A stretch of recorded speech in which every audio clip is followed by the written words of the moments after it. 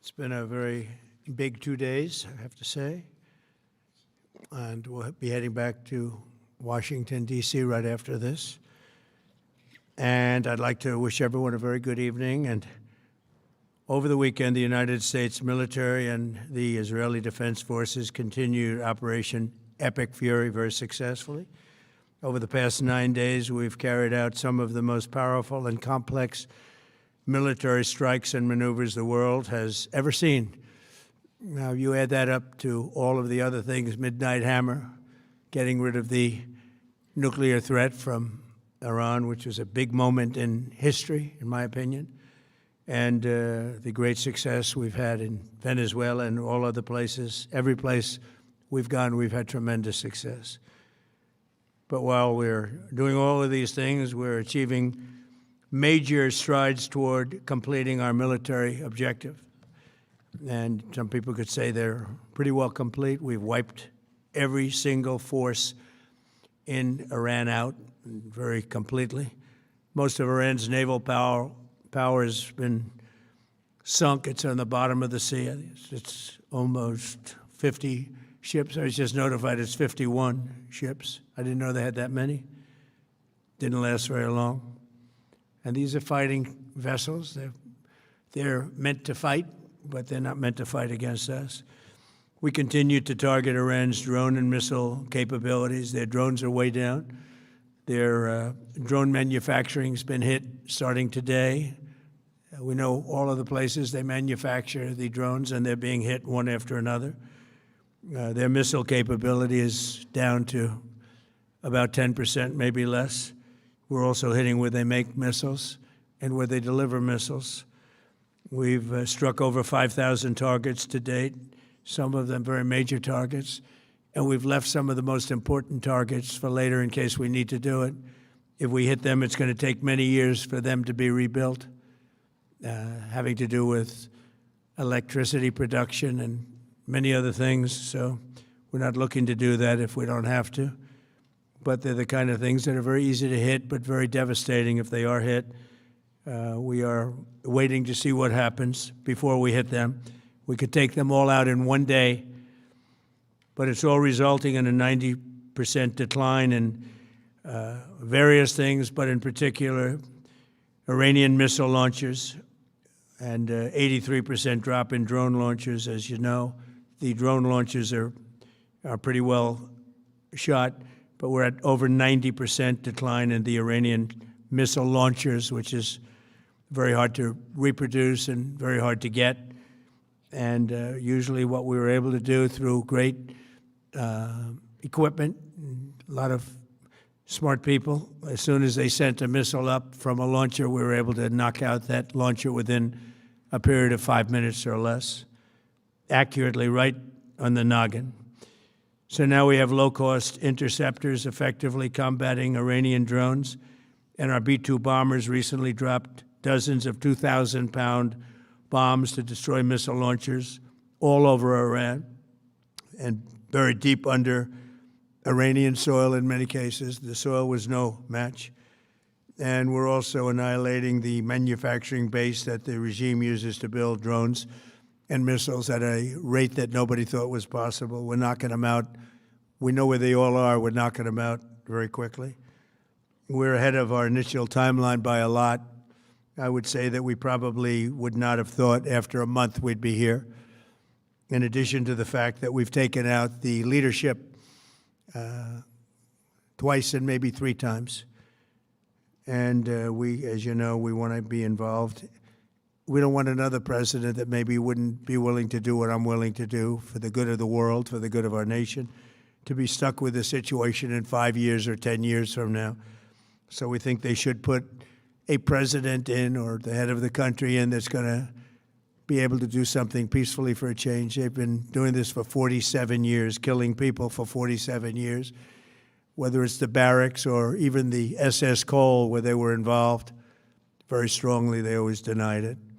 But where they were very strongly involved, and all of the people that died through the roadside bombs died and are right now walking around with no legs, no arms, a face that's been so badly damaged.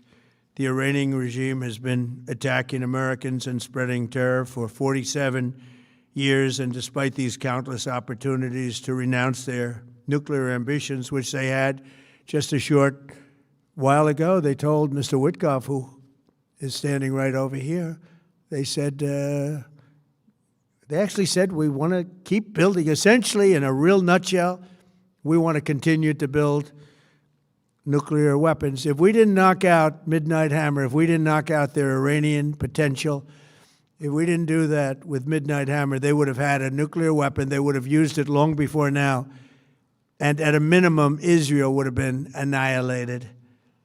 I was very lucky that we had the courage to do that we had the talented pilots and the great equipment. The B-2 bombers are unbelievable. We ordered 25 more, by the way. The newer, better version. It's we have the greatest military in the world. We have the greatest equipment in the world by far.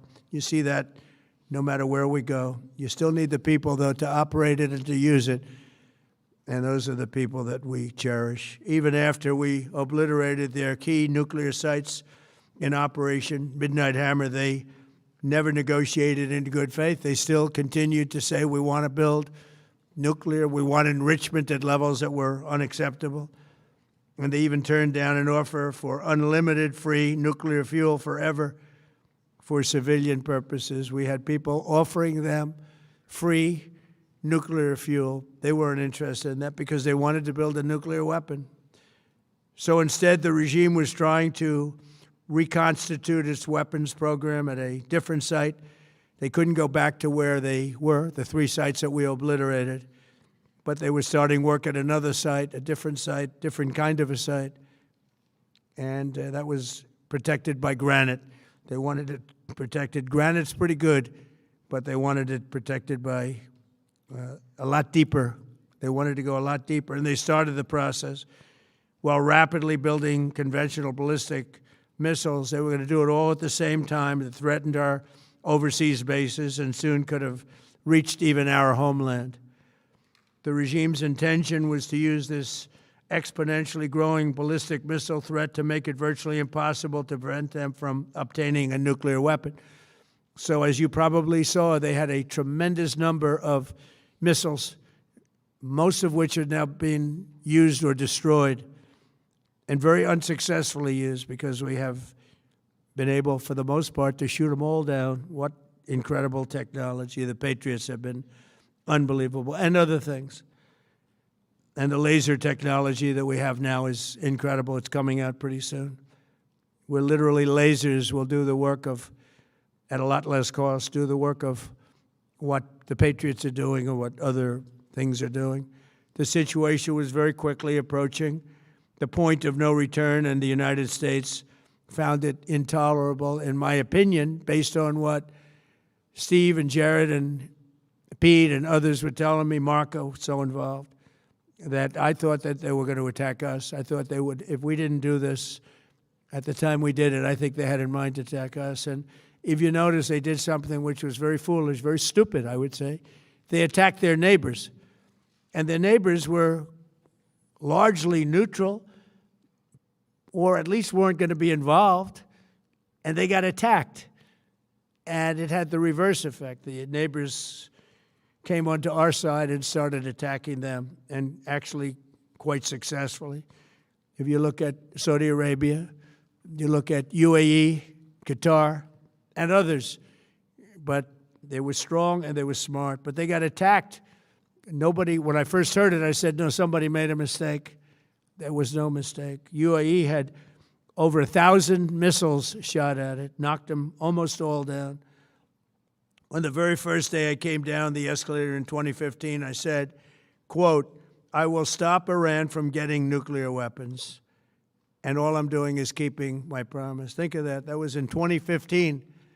I said it. It was a threat then and a much bigger threat now, but no longer a threat, not for a long time anyway.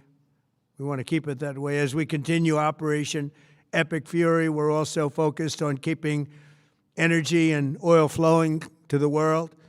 and I will not allow a terrorist regime to hold the world hostage and attempt to stop the globe's oil supply. And if Iran does anything to do that, they'll get hit at a much, much harder level. I will take out those targets that were easy and that I mentioned just before. We'll take them out so quickly, they'll never be able to recover, ever.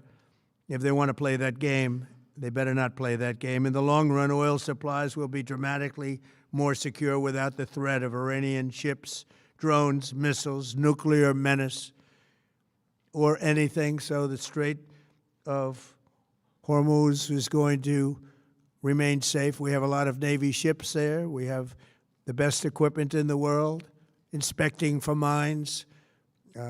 Again, most of their ships are down at the bottom of the sea, but we will hit them so hard that it will not be possible for them or anybody else helping them to ever recover that section of the world if they do anything. In recent years, the regime and its terror proxies have launched attacks on hundreds of commercial vessels. We're putting an end to all of this threat once and for all, and the result will be lower oil prices, oil and gas prices for American families. We've done that. We've done it. We brought it very low. This was just an excursion into something that had to be done. We're getting very close to finishing that, too. In the meantime, during this brief disruption, the United States is offering political risk insurance to any tankers operating in the Gulf. So we're putting up risk insurance. We'll perhaps go alongside of them for protection. We don't think it'll be necessary if it is. And if they do anything, the price will be incalculable.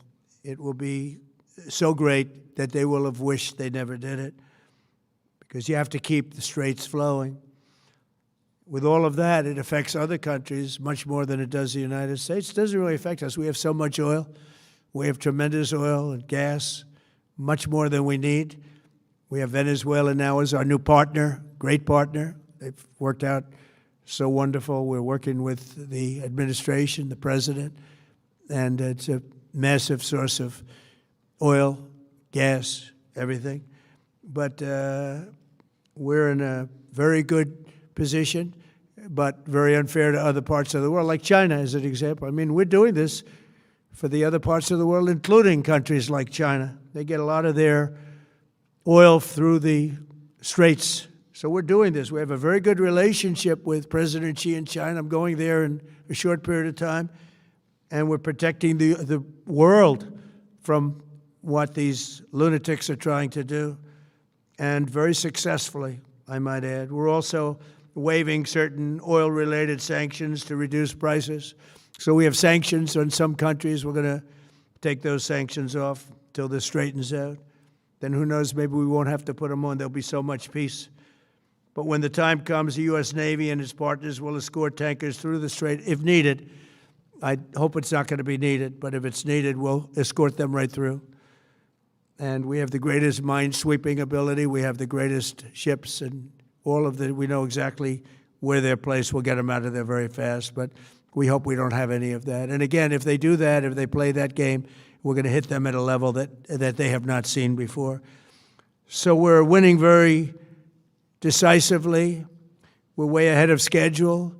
Our military is the greatest in the world, with the greatest equipment and the greatest people in the world. Nobody's ever seen anything like it. Iran's a very powerful country. They were going to take over the Middle East. If we did not hit them, they were going to take over the Middle East. They had thousands and thousands since their last hit. They had thousands and thousands of missiles and everything else. Most are now destroyed. But they were going to take over the Middle East. Those weapons were aimed at Middle Eastern countries that had nothing to do with this. They were going to take over the Middle East, and they were going to try and destroy Israel. So we stopped it with good timing, and we're very proud to be involved in this, and it's going to be ended soon. And if it starts up again, they'll be hit even harder. Thank you very much for being here. Go ahead. Any questions? Thank you so much. Go ahead. Do you approve of Iran's new supreme leader? And secondly, can you tell us more about your call with Russian President Vladimir Putin today? Yes. What did you discuss? Yes, I had a very good call with President Putin. We had a lot of people on the line from our side, from his side. We were talking about Ukraine, which is just a never-ending fight.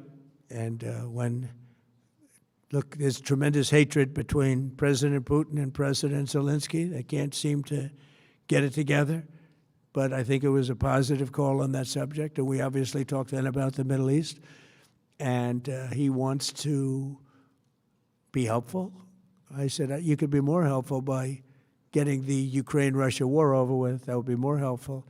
But we had a very good talk, and he wants to be very constructive. Yeah, please. Yeah, please. Thank you, Mr. President. On Iran, you called it an excursion. You said it would be over soon. Are you thinking this week it will be over? No, Are you talking but soon. about days? I think soon. Okay, and with respect Very to... soon. Look, everything they have is gone, including their leadership. In fact, there are two levels of leadership, and even actually, as it turns out, more than that. But two levels of leadership are gone. Most people have never even heard about the leaders that they're talking about. So it's obviously been very, very powerful, very effective. To Cuba, you said that Cuba wants to make a deal. Yes. What would the United States get in return for that, and why should Americans trust Marco Rubio to negotiate it? Well, Marco Rubio is doing a great job. I think he's going to go down as the greatest Secretary of State in history. Look at what we've done as a presidency. Look at what we've done as an administration. They trust Marco, and so do the American people trust. He's been successful no matter where he's been. He also speaks the language, which is always nice and always helpful. But he's dealing, and it may be a friendly takeover. It may not be a friendly takeover. It wouldn't matter, because they're down to, as they say, fumes. They have no energy. They have no money. They're in deep trouble on a humanitarian basis. And we don't want to see that, but they were very, very bad to a lot of people, as you know, and a lot of people living on the Cuban-American vote, which I got at record levels. Very important. Those people are very important to me. I know what they went through. They went through hell. Some of them have gone on to be some of the most successful people in the country. Cuban-American business people, some of them are like the most successful in the country. And a lot of them are friends of mine, because I've been fighting this battle with them for a long time. The Castro regime was brutal, but they lived off Venezuela. Now they don't live off Venezuela. Sends them no energy, no fuel, no oil, no money, no nothing. They lived without Venezuela. They couldn't have made it. And we cut them off from everything else. So, yeah, they're going to make either a deal, or we'll do it just as easy anyway. Yeah. Please, go ahead. And a Tomahawk missile likely destroyed that Iranian girls' school. So will the U.S. accept any responsibility? Well, I haven't seen it, and I will say that the Tomahawk, which is one of the most powerful weapons around, is used by, is sold and used by other countries, you know that. And whether it's Iran, who also has some Tomahawks, I wish they had more, but whether it's Iran or somebody else, the fact that a Tomahawk is very generic. It's sold to other countries, but that's being investigated right now. Yeah, please. Thank you. Mr. President, you've said the war is, quote, very complete, but your defense secretary says this is just the beginning. So which is it, and how long should Americans be prepared Well, I think for you could this war say to it last both. for? It's the beginning of building a new country, but they have no Navy, they have no Air Force, they have no anti-aircraft equipment. It's all been blown up. They have no radar, they have no telecommunications, and they have no leadership. It's all gone. So, you could look at that statement. We could call it a tremendous success right now as we leave here. I could call it, or we could go further, and we're going to go further. But the big risk on that war has been over for 3 days. We wiped them out in the first 2 days. When you think about it, it's incredible. We wiped out a big Navy, very powerful Navy. These were ships, these were serious ships. These were ships that you buy when you want to win battles. They're all on the bottom floor. The sailors are all running off their ships. They refuse to get on the ships. The Air Force is gone. Everything's gone. The missiles are down to a trickle. The drones are down to probably 25%, and they'll soon be down to nothing. We'll have where they manufactured the drones are under fire as we speak. They're being hit. So the rest is going to be a determination as to my attitude, along with the people in the Trump administration, what we want to do. Thank you. Yeah, please. Can I ask you, you mentioned you were going to waive certain additional oil waivers or sanctions. Can you talk a little bit more about that and address in particular? Well, we're you looking to considering keep the measures oil prices down. We went artificially up because of this excursion into a very positive thing. I mean, this was an excursion that a lot of people wouldn't have done. I knew oil prices would go up if I did this, and they've gone up probably less than I thought they'd go up. But I don't think anybody thought we were going to be this quickly successful. This was a military success, the likes of which people haven't seen. We have the best military. We have the best equipment. We have, I believe, the best generals. We have the best. And this went very quickly. We talked about that with President Putin. He was very impressed with what he saw because nobody's ever seen anything quite like it. You know, Iran was a very powerful military country with all of the missiles. Now, you had the double attack. You had the original attack with us and Israel, and that knocked them for a loop. Then you had the B-2 bombers, which took out their nuclear capability, and they would have had a nuclear weapon within 2 weeks to 4 weeks. And they would have used it long before this press conference, and we might have had a much different press conference if we had a press conference at all. But it's been amazing. The military success that we've had is truly unprecedented. You've told your congressional colleagues that you will not sign any piece of legislation until the Save America Act is passed. Does that include the confirmation of Senator Mullen as your next DHS secretary? Does that mean a DHS funding bill? And Senator Thune said today it's not a matter of whether or not your Republican colleagues agree with the policy, it's about changing the process. In other words, getting rid of the filibuster to get there. So in order to get it, you're going to need Democrat votes. And what we're saying is the Save America, not the SAVE Act, which nobody knew what it was, the Save America Act, the Save America Act. And that's voter ID. We want voter ID. We want to be able to see a picture of the voter. We want to be able to see that the voter is legitimate. We want, very importantly, confirmation that this voter is a citizen of the United States of America, and we want no mail-in ballot scams. So we have exceptions for the military, for sick, for disabled, and for people that are away, business trips or whatever. Even vacations will be very liberal in that. We've added two things to it: no men in women's sports and no transgender mutilization of our children. We don't want it's mutilization of our children, and we don't want that. So we added those two things. That's the 5 points. We have 5 very good points. It polls at 86% with Democrats. Think of that. The overall vote is 86%. With Republicans, it's 98%. And the only one opposed to it is a Democrat leadership because they cheat. They want to cheat. So we added those 2 points. We're going for the gold, and we're going to have to fight like hell. Now, certain things will happen. Certain things will take place. I'm here to do a great job for the country. But we don't have a country, if we're going to have elections that are so corrupt and so dishonest like we've witnessed over the last period of time. You know, as an example, virtually nobody has a system of mail-in ballots like we have. No other country in the world. France went away from it. They all went, you know why? Because it's corrupt. And Jimmy Carter, when he had a commission, frankly, I think it's probably the best thing Jimmy Carter did. He said, you can't have mail-in voting because it's inherently dishonest. And it's turned out to be totally dishonest, so we're going to fight for it. Yeah. Has Iran activated any sleeper cells inside the U.S.? There's reports that they have press that trigger button to activate those cells, at least abroad? Well, they've been trying for a long time. We've been very much on top of it. One of the things we have to do is get the Democrats to stop the Democrat shutdown, because, as you know, the apparatus that looks into that, Schumer and the Democrats have shut it down, which tells you they probably hate our country a lot. But the Democrats have to open that up.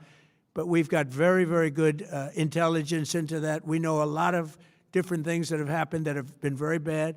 A lot of them came in during the Biden open border period, but we have them under, we've got them, we're watching every single one of them. Yeah, we know a lot about them. The biggest problem we have is the Democrat shutdown. We know a lot about them, but the shutdown doesn't allow us to do what we have to do. Do you have to take him out? Does he have a target on his back? You mean the new supreme leader? You mean the son? How can there be an Iran with Well, another I don't Ayatollah? want to say that, but you know, I was disappointed because we think it's going to lead to just more of the same problem for the country. So I was disappointed to see their choice. Thank you, sir. You've said you have someone in mind to be the new Iranian leadership, if not the Ayatollah's son. What are you looking for in that person? Are you looking at someone internal, given that you just said that their leadership has been I decimated like the and idea wiped of, out? internal and eternal, come to think of it. But I like the idea of internal because it works well. I mean, I think we've proven that so far in Venezuela. We have a woman, Delcy, who has been, president of the country, very respected, she's doing a great job. And it's, no disruption. We had, as you remember, Iraq, where everybody got fired. The military got fired, the police got fired, the politicians got fired. There was nobody. And you know what they turned into? ISIS. And we don't want that. We don't want that. So I would like to see people that are inside go. Now, they talk about the son of the Shah. They talk about other people. But, hasn't been there in many, many years. We have a formula that's been very good so far, and I think it'll continue to be good. The relationship is extraordinary with Venezuela, smart country. We've taken out 100 million barrels of oil. It's right now in Houston being taken care of and made so beautiful. And you have to see this at work. They have, it's brought to the refineries. It's being refined in Houston, which is made exactly for that product. And so far, but it's 100 million barrels of oil, and now they have another 100 million barrels coming. And it's like a partnership. We're getting along so well with them. It's great for Venezuela, and it's great for the United States. Yeah, please go ahead. Hi, Mr. President. You just suggested that Iran somehow got its hands on a tomahawk and bombed its own elementary school on the first day of the war. But you're the only person in your government saying this. Even your defense secretary wouldn't say that when he was asked, standing over your shoulder on your plane on Saturday. Why are you the only person saying this? Because I just don't know enough about it. I think it's something that I was told is under investigation. But tomahawks are used by others, as you know. Numerous other nations have tomahawks. They buy them from us. But I will certainly, whatever the report shows, I'm willing to live with that report. Yeah, please. You said earlier that we've already won in many ways, but we haven't won enough. What do you consider enough? What's your baseline? Where they're this not going to conflict? be starting the following day to develop a nuclear weapon, where they'll look at that man and some other people from the administration and say, all right, we're not going to do it. They were not willing to say that. And when Steve called up and he said that to me, I said, well, here we go. Let's do it the hard way. But the hard way, I think, is probably the easy way. When basically I can see that they will no longer have any capacity whatsoever for a very long period of time of developing weaponry that could be used against the United States, Israel, or any of our allies. We have great allies in the Middle East, great countries that are allies. And they were staying out of it until they got hit. Someday they'll have to do a story. Why did he do that? Why did they do that? But they were going to hit them. If I didn't hit them first, they were going to hit our allies first. I believe, upon information and belief, But I believe that he was going to, they were going to take over the Middle East. They were looking to take over the Middle East. Now, had Operation Midnight Hammer not taken place, that was definite, because they would have had a nuclear weapon within a matter of weeks. But that took place. That was a setback. But look at the number of missiles they were able to buy and make over the last 6 months. And those missiles were aimed at various countries. And when you look at over 1,000 missiles shot at like UAE, they were looking to take over the Middle East. We got there first. We're lucky. I'll tell you what, the Middle East and those countries, very rich countries, are very lucky that I was president instead of somebody else.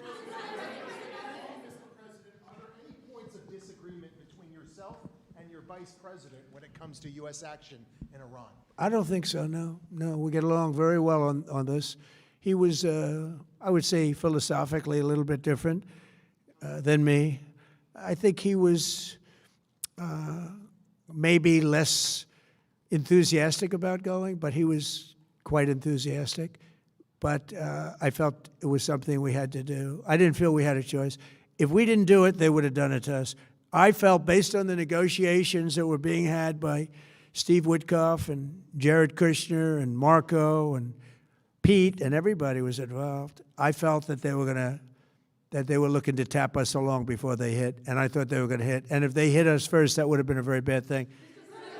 In the back, please, in the back. About the Strait, you mean? Yeah, well, I want to keep it open. I want to keep it good.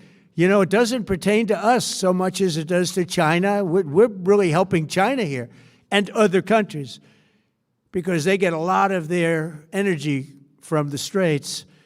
But, hey, look, we have a good relationship with China. It's my honor to do it. Yeah. You have called him an unacceptable choice. So does he have a target on his back? And how can you say I don't want to say whether or not he does because that would be inappropriate. But, hey, look, I had a target on my back because, as you people wrote pretty well, they caught the assassin that was after me. So we just got them first. But they caught the assassin. They have him now in custody that was after me. So, you know, but people don't like to mention that, but they did catch him. And I'd like to congratulate our military, Secret Service, FBI, all of the people that worked on that, but they did. Yeah, please. Go ahead. No, go ahead, please. Thank you, Mr. President. You promised the Iranian people you would help them, but it sounds like you're willing to end this fight after your military objectives have wrapped up. Isn't that a betrayal of the people? Will I help them?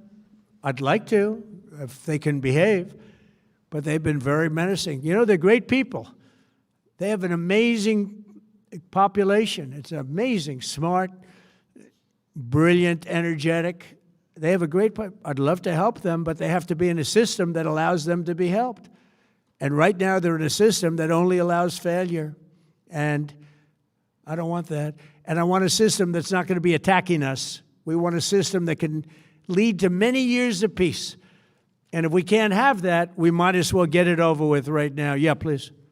President, as of today, there have been 8 U.S. military fatalities associated with the war in Iran. How many American deaths are you willing to have in this war? Well, as I said before, when you have conflicts like this, you always have death. And I was at Dover yesterday. I met the parents, and they were unbelievable people. They were unbelievable people, but they all had one thing in common. They said to me one thing, every single one, finish the job, sir. Please finish the job. And I'll leave you at that. Thank you very much, everybody. Thank you.